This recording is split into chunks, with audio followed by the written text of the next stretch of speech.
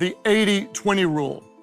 This idea was first introduced in 1906 by Italian economist Vilfredo Pareto, which is a very cool name.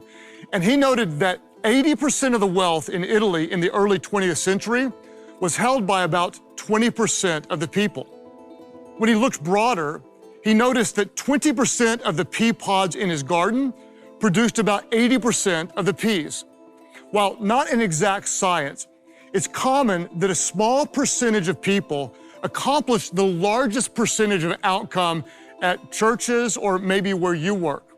Or maybe you've noticed that sometimes a small percentage of people can cause the largest percentage of problems at church or where you work.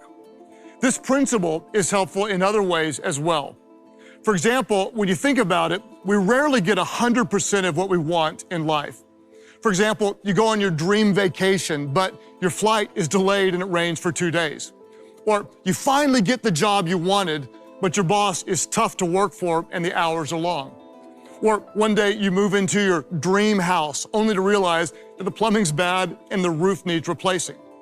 So in any area of life, we may actually have the blessing of 80% of what we wanted, but we're dissatisfied and discontent because we don't have the missing 20%.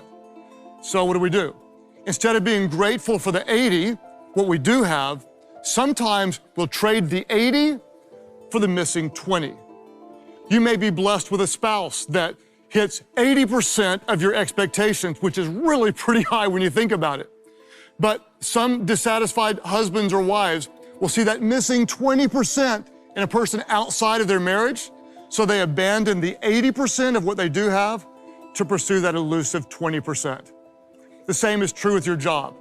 You might have a job that pays decent, it has benefits, but it doesn't have everything. It's that extra 20%. And so some people pick up their families and move, and they trade the blessings of the 80% for the shorter end of the stick.